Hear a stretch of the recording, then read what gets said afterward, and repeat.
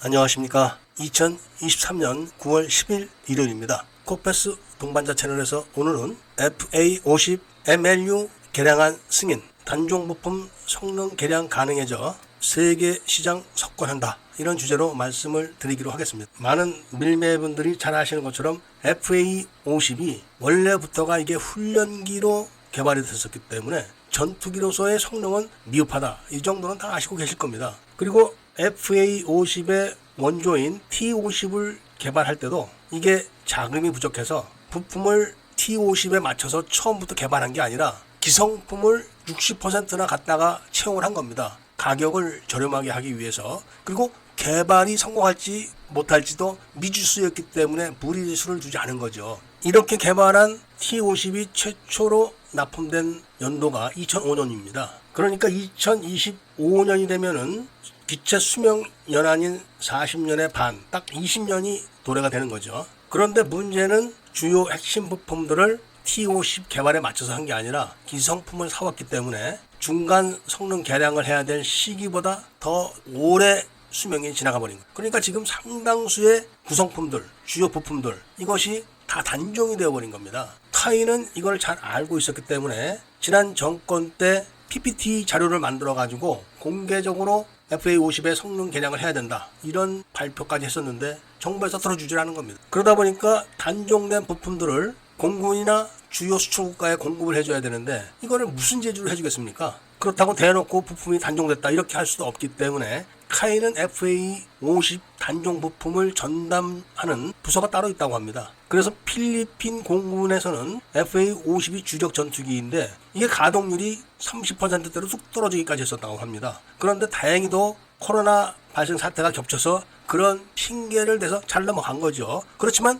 계속 시간을 끌 수가 없는 상황인데 이번에 공군에서 바로 이 MLU, 그러니까 중간 성능 개량에 대해서 동의를 했다고 합니다. 그렇게 되면은 이제 중간 성능 개량에 대한 자금이 정부로부터 조달이 되기 시작하겠죠. 그렇게 되면은 수출 규정에 필요한 부품들부터 먼저 새로 개발이 되기 시작할 겁니다. 가장 첫 번째가 바로 미션 컴퓨터입니다. 이게 아주 구형인데 단종이 돼버린 겁니다. 그러니까 아무리 좋은 장비를 더하려고 해도 제한적이라 제대로 뭘 갖다 붙일 수가 없게 되는 겁니다. 이 비슷한 사례가 바로 지금 가장 화제에 오르고 있는 에이사 레이더 장착 사건입니다. FA50에 에이사 레이더를 장착한다 이런 결정이 내려졌는데 문제는 발전기입니다. 발전기는 엔진과 연관돼 있죠. 근데 기존의 발전기는 기존에 장착된 기계식 레이더에 전력을 공급하는 것도 충분하지가 않기 때문에 기계식 레이더의 성능도 제대로 백업을 해주지 못하고 있습니다. 그래서 바로 이런 발전기의 성능을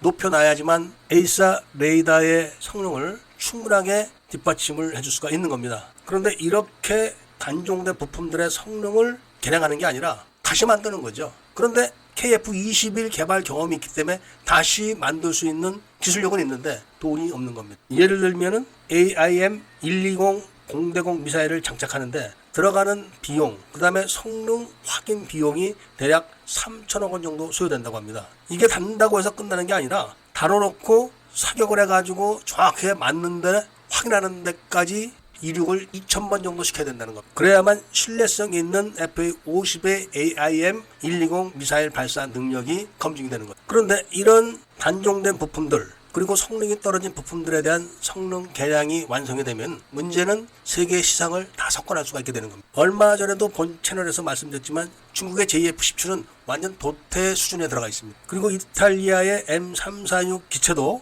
당연히 지금 중간 성능 개량 단계에 와 있지만 그거를 할 수 있는지는 지금 미지수입니다. 그 다음에 남아있는 게 인도의 테자스인데 테자스는 테자스2로 다시 개발을 하고 있기 때문에 이 가격이 상당히 높아집니다. 그렇기 때문에 오직 FA50만 제대로 중간 성능 개량이 되게 되면은 세계 시장을 석권하는 것은 아무것도 아닙니다. 혼자 독식을 하기 때문에 그런 거죠. 그리고 이게 돼야지만 바로 미 공군과 해군의 훈련기로 납품이 될 수가 있는 겁니다. 미 공군과 해군이 요구하는 성능은 바로 5세대 전투기에 대한 훈련과 대응 임무 수준이기 때문에 이런 수준으로 개량한 기체는 FA50뿐이 없기 때문에 FA50이 당연히 미 해군과 공군의 훈련기로 채택이 될 게 분명하기 때문에 그런 겁니다. 앞으로 FA50의 MLU 개량이 어느 정도 수준으로 될 것인지에 대해서 더 정확한 정보를 입수해서 말씀드릴 것을 약속드리면서 오늘 이야기를 마치고자 합니다. 애국 시민분들과 밀매분들께서는 구독을 꼭 좀 해주시고